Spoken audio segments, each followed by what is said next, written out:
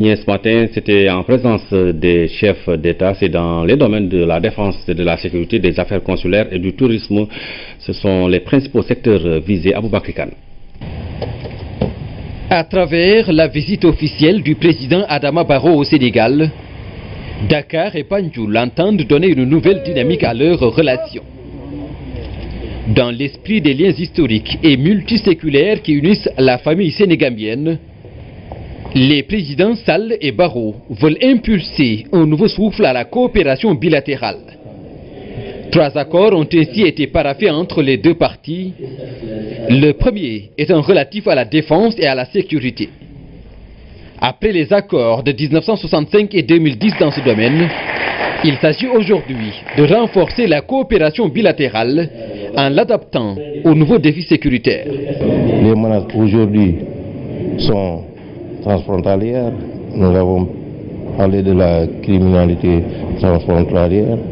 Il s'agit pour nous, pour les deux pays, de s'unir, de développer une certaine synergie, en cas des efforts pour pouvoir lutter contre ces menaces-là. We have looked at some areas of collaboration.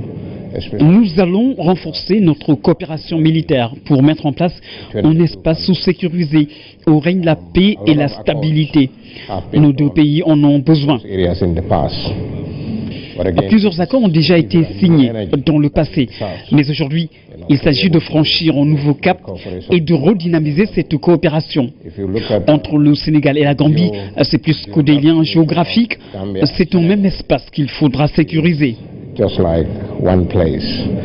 Dans cette nouvelle dynamique, les forces armées gambiennes et sénégalaises entendent unir leurs efforts pour notamment sécuriser le trafic au niveau des frontières. Cette nouvelle dynamique de la coopération entre les forces de défense et de sécurité nous permet de mener ensemble des exercices communs, des patrouilles communes le long des frontières. Ensuite, ça nous permet également de faire des patrouilles conjointes. Tout cela, cette dynamique nous permet en tout cas de contrôler nos frontières, qui se caractérisent par leur porosité.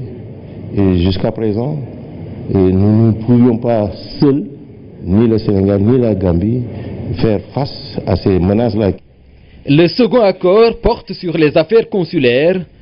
Il vient réviser le protocole d'assistance consulaire de 1973. Quant au troisième accord, il témoigne de la volonté du Sénégal et de la Gambie de promouvoir un tourisme intégré.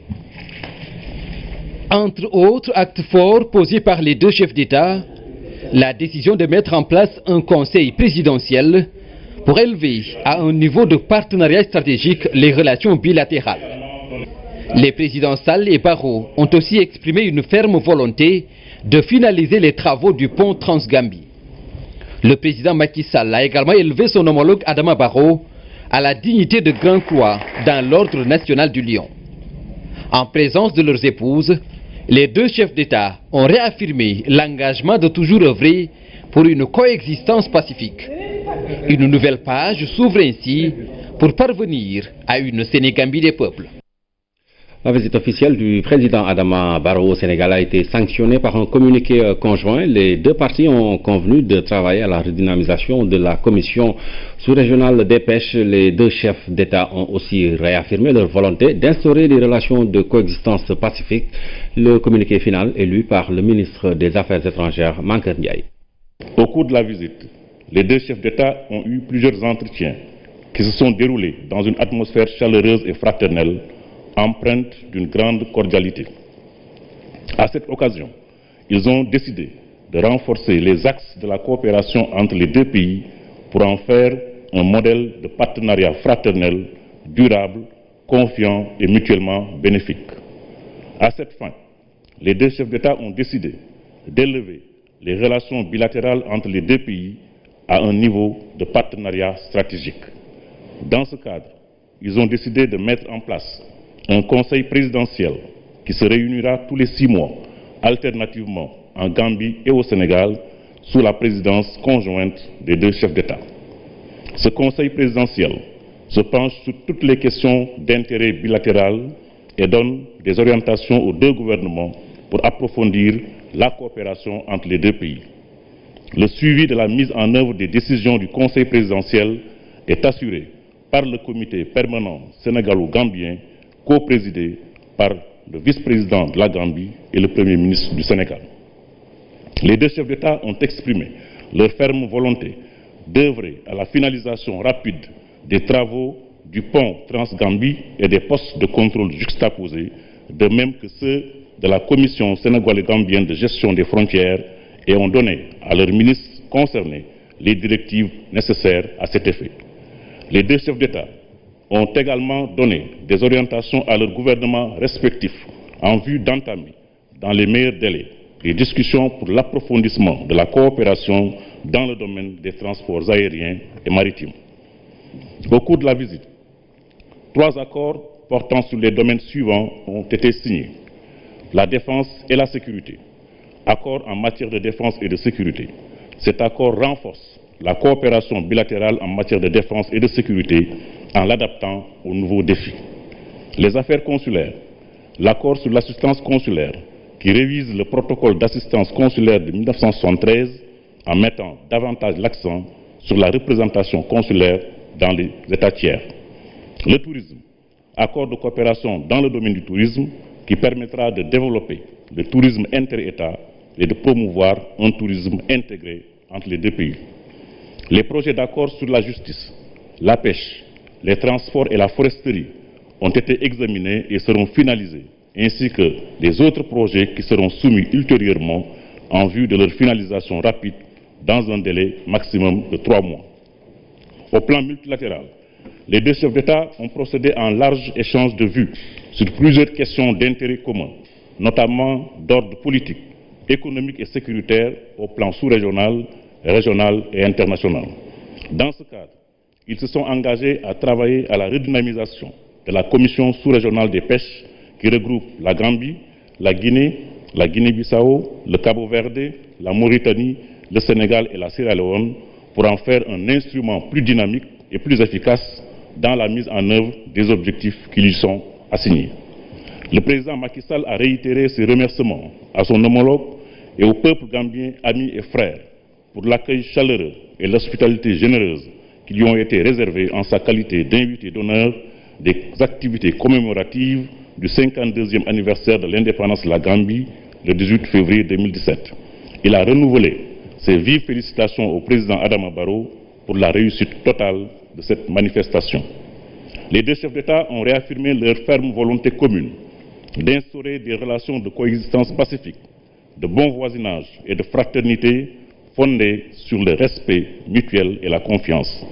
À ce propos, le président Adama Barrow a annoncé la levée officielle de toutes les restrictions sur la pêche maritime et fluviale qui avaient été imposées aux acteurs sénégalais de la pêche opérant en Gambie. Durant son séjour, le président Adama Barrow a visité les chantiers de Diamniadio et a rendu des visites de courtoisie aux familles religieuses à Tivaouane, Louga, Touba, Kaolack et Yoff. Au terme de la visite, son Excellence, Monsieur le Président Adama Barrow, a adressé ses vifs remerciements et sa profonde gratitude à son Excellence, M. Macky Sall, Président de la République du Sénégal, au gouvernement et au peuple sénégalais pour l'accueil particulièrement chaleureux et les délicates marques d'estime et d'attention qui lui ont été réservées, ainsi qu'à sa délégation. Le président Adama Barrow a invité le président Macky Sall à effectuer une visite d'État en Gambie. Cette invitation a été acceptée avec plaisir. Les dates de la visite seront fixées d'un commun accord par la voie diplomatique. Fait à Dakar le 4 mars 2017. Le communiqué conjoint sanctionnant la visite du président Barrow au Sénégal lui par le ministre Mankeur Ndiaye. Touba et Kaolack ont également reçu la visite du président Adama Barrow. À Kaolack, le chef de l'État gambien s'est rendu à Medina Baye et à Touba Sanokho. C'est après la ville sainte de Touba où il a effectué la prière du vendredi, les temps forts avec Ibrahim Ndaw. Ville sainte de Touba, le président Barrow a été accueilli dans la grande mosquée pour la prière du vendredi. Après avoir effectué les 2 rakas, le président gambien s'est rendu à la résidence Khadim Rassoul, accompagné du Khalif général des Mourides, Cheikh Sidi Mokhtar Mbacké. Une visite au pas de reconnaissance. Pendant la campagne présidentielle gambienne, nous étions venus ici accompagnés d'un disciple mouride pour solliciter les prières du Khalife général, Cheikh Sidi Mokhtar Mbacké. Alhamdulillah, aujourd'hui, ces prières sont exaucées et c'est pourquoi nous sommes revenus ici dans la ville sainte pour lui témoigner notre reconnaissance. Touba est une ville bénie par son fondateur, Serigne Touba Mbacké Khadim Rassoul. C'est pourquoi toute personne qui y passe pour solliciter des prières, ces prières sont exaucées par la grâce divine. Et aujourd'hui, le président gambien en constitue une parfaite illustration. Après avoir reçu les prières du Khalife, encore dans les airs, cap sur Kaolack. Et le voilà qui arrive à bord de l'hélicoptère présidentiel. Moins d'une demi-heure seulement aura suffi pour atterrir au stade Lamine Gueye de Kaolack. Ici, dans la région centre, le président Barrow se rendra d'abord à Medina Baye la Sainte, mais aussi à Touba Sanokho. Direction Medina Baye. Sur place, le président et sa délégation ont été accueillis dans la ferveur religieuse, après quoi le nouvel homme fort de Banjul est revenu sur le soutien, ainsi que les prières de la famille de Cheikh al-Islam pour une issue heureuse de la crise gambienne. Baye Niasse est un homme multidimensionnel. En tout cas, nous les Gambiens, nous en savons quelque chose, parce qu'au moment de la crise gambienne, une délégation de Medina Baye s'est déplacée jusqu'en Gambie pour me rassurer du message du Khalife. Nous sollicitons encore d'autres prières. C'est vrai que la Gambie et le Sénégal sont deux États, mais en réalité, c'est un seul peuple qui partage les mêmes cultures, les mêmes pratiques, presque tout. C'est pour dire tout simplement que la Gambie et le Sénégal sont certes deux pays, mais liés par l'histoire. Après avoir formulé des prières pour la réussite de ces nouvelles missions, le Khalife Cheikh Tidiane Ibrahim Niasse a aussi remis un lot de cadeaux à l'hôte du jour. Et c'est au tour de Touba Sanokho, à une dizaine de kilomètres de Kaolack, de recevoir le président. Sur place, Adama Barrow s'est livré au même exercice devant El Hadji Mamadou Sanokho. Le guide religieux a magnifié le rôle joué par le président Sall dans la crise gambienne. Il a aussi formulé des prières pour la réussite de Adama Barrow dans ses nouvelles fonctions de président de la République. Le cortège prend le chemin du retour au moment où l'astre du jour se meurt. Visite au Sénégal du président Adama Barrow qui a quitté Dakar. C'était donc ce samedi une fin de visite. Donc l'autre actualité de ce samedi, je vous le disais dans les titres, c'est la consécration de notre compatriote Alain Gomis qui remporte l'étalon d'or de Yenenga. C'est au 25e festival du cinéma et de la télévision de Ouagadougou. Pour en parler avec nous, nous avons en direct Oumindour. Bonsoir. Bonsoir cher, belle moisson donc pour le Sénégal avec 6 prix. Alain Gomis qui aussi réédite son exploit de 2013 en remportant l'étalon d'or de Yenenga avec son très beau 4e long métrage Félicité. C'est un portrait touchant d'une mère courage, chanteuse de cabaret à Kinshasa, qui doit trouver de l'argent en urgence pour sauver son fils victime d'un accident de moto. Et selon les mots du président du jury, le Marocain Nourdine Sahel, ce film leur aura fait atteindre un stade de félicité. Cette coproduction France-Sénégal, Gabon, Liban et Belgique poursuit donc sa route avec brio, un voyage entamé il y a 2 semaines avec le Grand Prix du jury à la Berlinale, ce qui en faisait d'ailleurs un des grands favoris de cette édition du Festaco.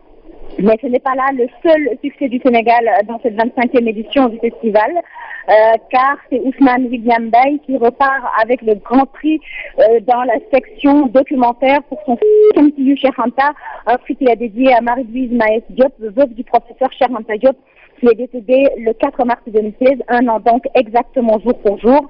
En plus de cela, William Baye repart avec le prix de l'Union européenne et de l'ACP. Autre victoire du Sénégal, le premier prix dans la section série pour l'Ahadouane avec Tundu Wundu, un thriller alsant qui a obtenu les faveurs du jury. Je rappelle qu'Alain Gomis décroche aussi le prix UE-ACP en fiction. Et c'est le Béninois Sylvestre Amoussou pour l'orage africain qui remporte l'étalon d'argent et le podium est complété par Saïd Khalaf du Maroc pour son film Mile in My Shoes. Avec ce deuxième étalon d'or de Yenenga, Alain Gomis égalise donc le record du cinéaste malien Souleymane Cissé, le seul réalisateur à ce jour détenteur de 2 étalons d'or avec barre 1979 et fini en 1983, un record vieux donc de 34 ans. Vous reviendrez vous reviendrez donc en image sur tout cela dans nos prochaines éditions. 14 morts et plus de 20 blessés, c'est le bilan de l'accident survenu ce vendredi après-midi. C'était sur l'axe Nioro-Dinguiraye. Un bus a heurté un car Ndiagandiaye en provenance de Porokhane. Le ministre des Infrastructures s'est rendu ce matin sur les lieux du sinistre. Ibrahima Ndong. Des images qui en disent long sur la violence de l'accident.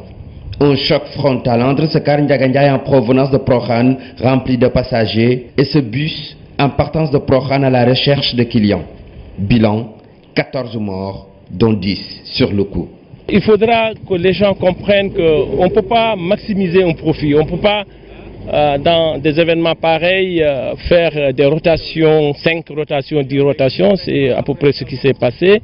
L'autre point que je déplore, c'est que le conducteur du bus avait 21 ans.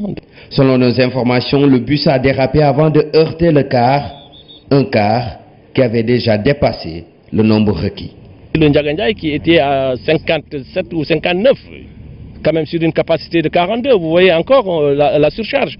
42, vous mettez 57, si des choses pareilles se produisent, bon, vous voyez ce qui se passe. Avant de se déplacer sur le lieu du sinistre, le ministre des Infrastructures et des Transports terrestres est passé au centre de santé de Nioro. Sur place, Mansour Eliman Khan a apporté soutien et réconfort à certaines victimes de l'accident. Nous saluons vraiment le soutien des autorités. Cela nous va droit au cœur, surtout en pareil moment. Je n'ai rien vu venir. Franchement, je ne peux pas vous donner des détails. En tout cas, j'ai entendu un bruit fort. L'état des victimes est très stable. Très stable. C'est des malades qui peuvent sortir, hein. Je pense qu'il n'y a pas de problème. Entre hier et aujourd'hui, on a reçu 21 victimes. Des états quand même gravissimes. On a eu 3 décès en cours de route qui devaient aller sur Kaolack. Malgré la réaction rapide des sapeurs-pompiers le vendredi jour de l'accident, le bilan était déjà lourd. Le bilan sur le coup, on a eu 59 victimes, 10 graves, 38 lésés et 11 corps sans vie. Nous déplorons vraiment le comportement de certains chauffeurs. Des chauffeurs qui veulent se faire de l'argent en un temps record. Une situation qui est souvent à l'origine de conséquences désastreuses, comme on le voit aujourd'hui. Les surcharges pendant les événements religieux sont souvent fréquentes. Désormais, des mesures seront prises pour faire face à cette situation selon les autorités. Pendant ce temps, une partie de ce car immatriculé DK 1564N s'est transformée en ferraille. On ne le dira jamais assez, prudence sur les routes. Le haut commandant de la gendarmerie nationale a effectué une visite de prise de contact et d'orientation opérationnelle dans la Légion Nord. Une inspection de 3 jours du général de division Maïsagnan qui a fait l'état des lieux des forces de gendarmerie déployées à travers le territoire national. Aminata Mbengfal. Cette visite du haut commandant de la gendarmerie dans la Légion Nord a pour objectif d'examiner les problèmes en profondeur pour mieux s'imprégner des conditions de travail des gendarmes déployés à travers le territoire national. À la suite de ma prise de fonction, j'étais dans la région de Saint-Louis la semaine dernière et il me restait donc à visiter les unités frontalières implantées dans la zone, la région de Matam. Et donc je suis venu pour m'enquérir de leurs conditions de travail, constater certains manques relatifs aux effectifs, relatifs également au matériel. La stratégie d'action du haut commandant de la gendarmerie privilégie une approche globale. Ces visites a non seulement intégré les unités et les personnels de la gendarmerie, mais également les autorités administratives et locales, dont les préoccupations sécuritaires constituent la principale ligne d'action de la gendarmerie. Avec les moyens qui seront dégagés par M. le Président de la République, je pense que nous allons très rapidement satisfaire ces requêtes pour que notre pays soit à l'abri de l'insécurité, à l'abri des attaques terroristes. Au terme de sa visite, le général de division a rassuré le personnel. Selon le haut commandant de la gendarmerie nationale, les moyens seront bientôt renforcés pour permettre aux hommes en bleu de mener à bien leur mission. Le président Macky Sall sera à Matam mercredi et jeudi prochain. Parmi ses activités, il procédera à la mise en marche du système d'électrification de Saré Aliou, un village du département de Matam, une réalisation du PUDC, appréciée à sa juste valeur par les populations qui attendent avec impatience l'arrivée du chef de l'État. C'est un reportage signé Oumekal Sonsal. Saré Aliou, un des premiers villages de la région de Matam, a bénéficié du volet électrification rurale du programme d'urgence de développement communautaire. Les travaux en phase de finition ont coûté 123 millions de francs CFA. L'objectif, n'est-ce pas, c'est de réaliser 20,67 km, n'est-ce pas, de ligne moyenne tension pour le raccorder au réseau existant et réaliser 4,9 km des réseaux basse tension pour distribuer l'électricité à l'intérieur de tout le village. En tirant la ligne de Saré Aliou, nous avons traversé un autre village qui s'appelle Laolau, qu'on va électrifier en même temps. À peu près 2000 habitants qui seront touchés par le réseau. Pour ces habitants, c'est un grand soulagement de voir leur vieille doléance satisfaite par le président Macky Sall. L'utilité de l'électricité n'est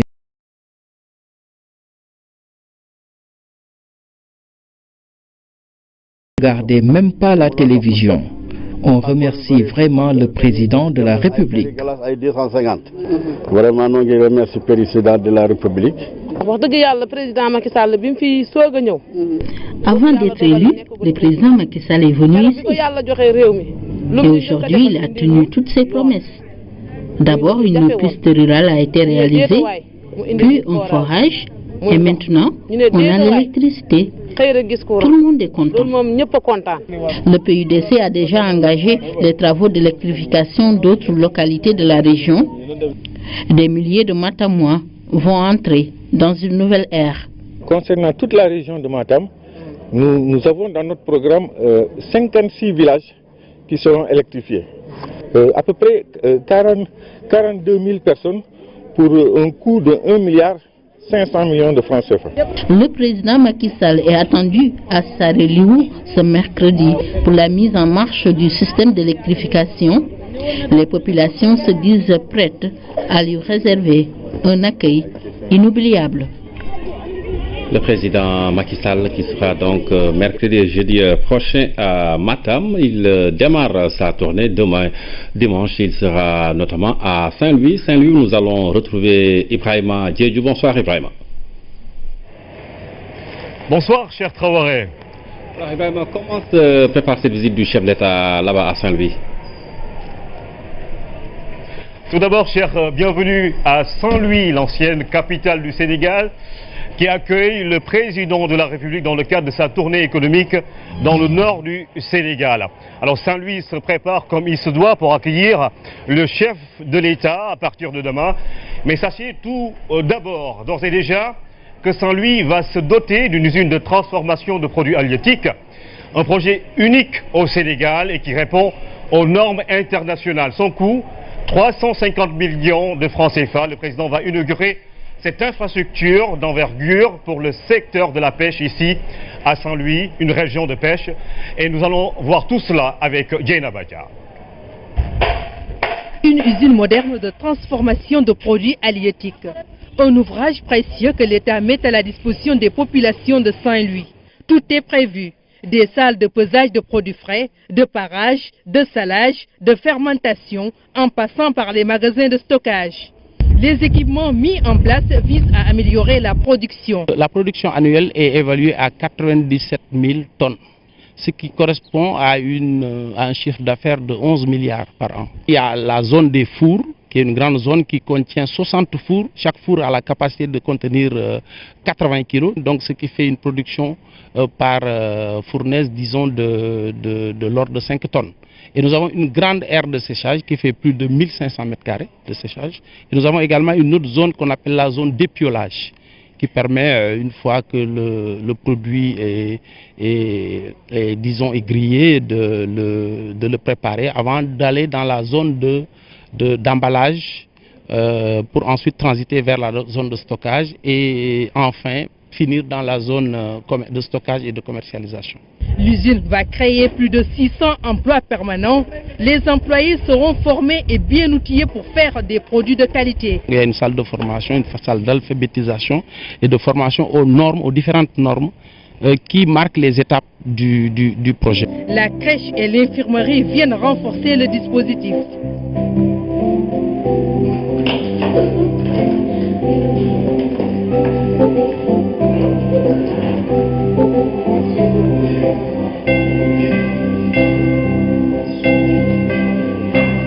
Auparavant, le site était occupé par des femmes qui s'activaient dans la transformation de produits halieutiques avec des moyens rudimentaires. Les conditions d'hygiène et de sécurité étaient précaires.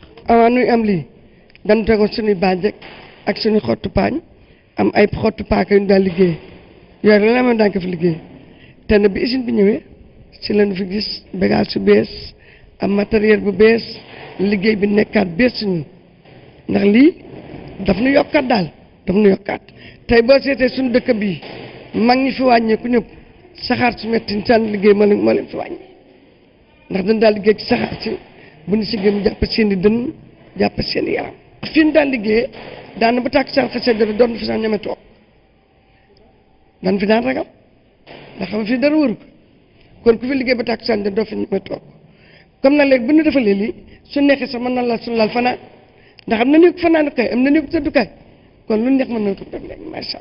L'usine de Goroubac, sur la langue de Barbarie, répond aux normes de qualité requises. Tout ça, ça a été pris en compte par rapport à la proximité de la mer et du fleuve. Donc des dispositions particulières ont été prises en fait, pour pallier à ça. Donc, notamment pour le type de ciment utilisé, la conception en fait, des éléments de structure par rapport à l'enrobage, parce qu'il y a l'attaque en fait, de l'eau saline. L'ouvrage est entièrement financé par l'État à près de 350 millions de francs CFA à travers le fonds minier. Une première du genre, conformément à son programme de modernisation des sites de transformation de produits halieutiques, le chef de l'État va élargir l'initiative à d'autres localités. Voilà, Djeina Badja, cher Traoré, sachez que nous allons parler justement des enjeux et de l'intérêt de cette tournée du président de la République ici dans la région de Saint-Louis, mais également à Matam. Ce sera l'autre étape. Mais tout d'abord, retenez que les populations de Goroubac et de Guet-Ndar, depuis 10 ans, souffrent des affres de l'érosion côtière. Alors la digue de protection qui sera construite ici leur apporte un soulagement total. Voyons tout cela avec Pabouna Tchaoua. Sur place, la réalité saute aux yeux. Partout, les ravages de la mer. Depuis 2008, elle a avancé de près de 700 mètres. Des centaines de maisons ont été englouties et d'autres ont résisté difficilement à l'assaut des vagues.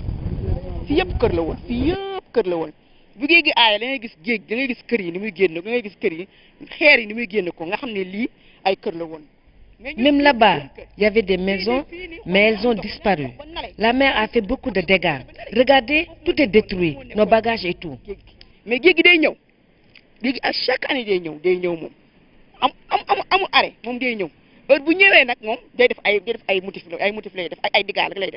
La digue de protection dont les travaux seront lancés par le président de la République sera longue de 3,5 km pour une valeur de 3,7 milliards de francs CFA, va fortement soulager les populations.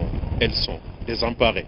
Le président de la République, son Excellence Macky Sall, a donné des instructions au gouvernement pour que des mesures soient prises pour faire face en tout cas à ce phénomène quand même qui commence à prendre de l'ampleur. C'est ainsi qu'une mission conjointe a été organisée donc, par le ministre en charge de l'hydraulique et son homologue de l'environnement et a recommandé la mise en place d'un ouvrage de protection des quartiers qui sont touchés donc, par ce phénomène.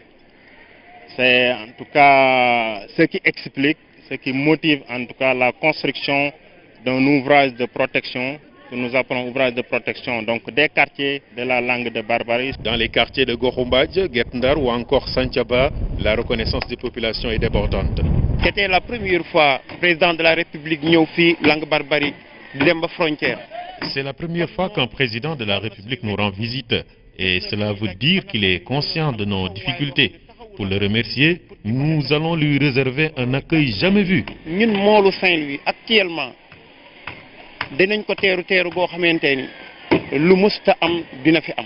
góor gi nag moom ñi fi nekk li ñu dund dafa metti buñ ko waxee buñ ko waxul dafa metti. La situation que nous vivons est trop dure, mais si les autres avaient fait comme le président Macky Sall, on n'en serait pas là.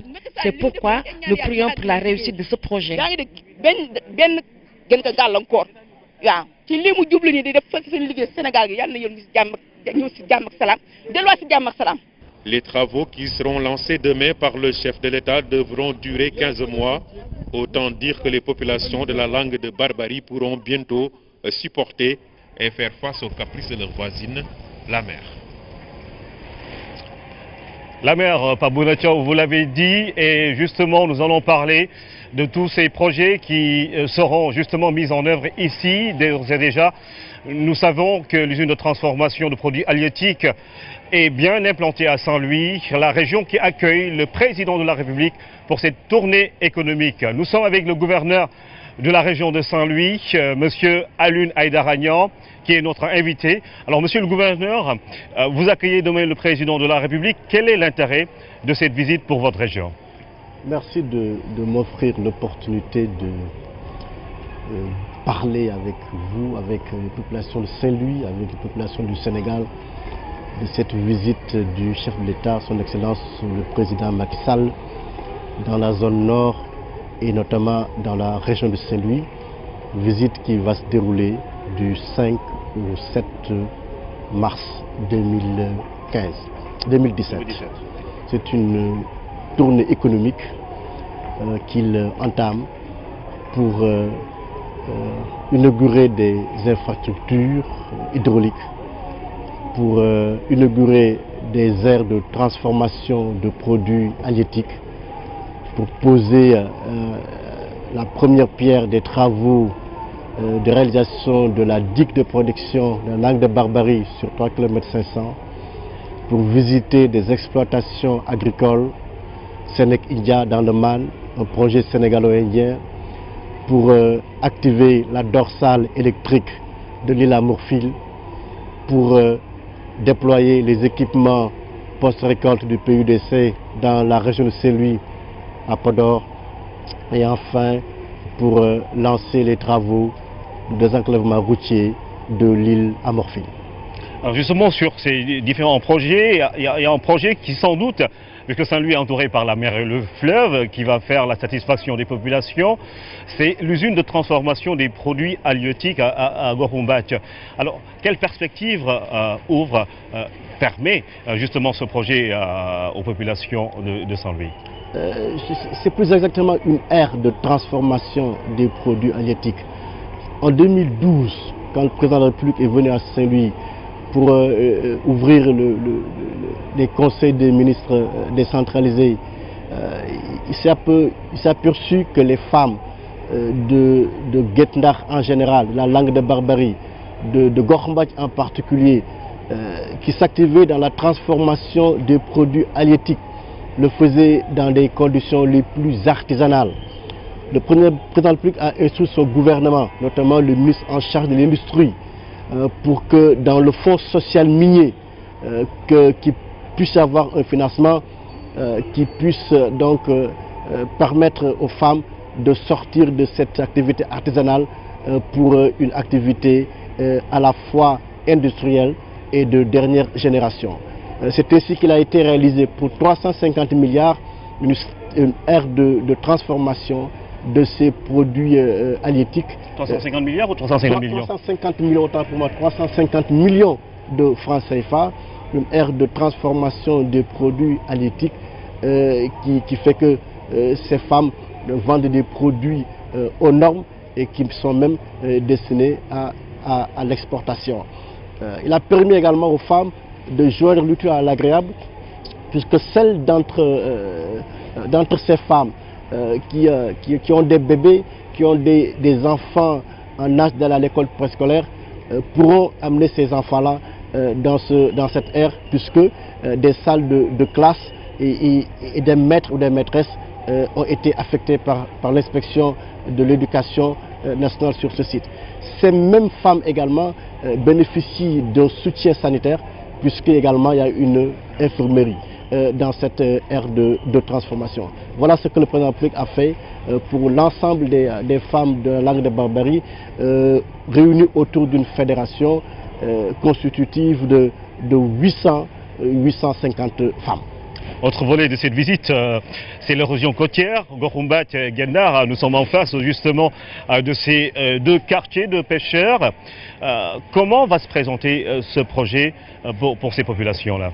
Ceux qui connaissent Saint-Louis savent que la dynamique côtière fait que toutes ces habitations qui sont sur la langue de Barbarie sont sujettes à un phénomène cyclique qu'on peut appeler même raz-de-marée à une dimension réduite, qui détruit beaucoup d'habitations et qui impacte négativement sur l'activité économique. Ce phénomène dure depuis très longtemps, depuis 60. Il s'est amplifié avec le réchauffement climatique. Le président de la République a décidé d'aider, de soulager ces populations, puisque ceux qui ne savent pas, la langue de Barbarie est peuplée c'est la plus grosse population de Saint-Louis. Le président de la République a décidé d'apporter donc le soulagement donc à cette communauté de pêcheurs en y érigeant donc par une digue de protection sur une longueur de 3,5 km. Cette digue de protection certainement freinera la furie des eaux et permettra donc de réhabiliter l'habitation et les habitats qui ont été détruits pendant de longues années donc par ce phénomène cyclique que l'on connaît dans cette zone de Saint-Louis. Alors l'eau va couler à flot à Saint-Louis avec justement ce forage qui sera inauguré, réalisé par la SONES, la Société nationale d'exploitation des eaux du Sénégal. Alors demain ce sera l'arrivée du président. Qu'est-ce que ce forage va apporter aux populations de Saint-Louis qui ont également longtemps souffert de ces problèmes d'accès à l'eau potable? Ce forage fait partie d'un ensemble d'ouvrages hydrauliques composé de 3 éléments. L'usine de Khor qui a été réhabilitée, la station de pompage de Bango. Ce sont ce système composé de 2 éléments qui ravitaille Saint-Louis et sa banlieue en eau. Le château d'eau constitue l'élément final qui va permettre de réduire ce déficit en eau très important dans un quartier très populeux de Pikine. Ça permet également d'alimenter la partie de Gandon et notamment une commune très importante, la commune de Ndjebel Gandiol et certains villages qui sont sur l'acte Saint-Louis, Ndjebel Gandiol, dont Djelembam et autres. Ça permettra également aux populations d'éviter de se soustraire, surtout aux femmes, de se soustraire de ces corvées d'eau, puisqu'il nous arrivait fréquemment, entre le mois d'avril et le mois de mai, de trouver des femmes à la recherche donc, de cette liquide précieuse, puisque Saint-Louis connaissait un déficit en alimentation. Donc cette infrastructure réalisée par la SONES résoudra définitivement ces déficits en eau à Saint-Louis commune, notamment dans le Pikine et dans les villages environnants du Gandon.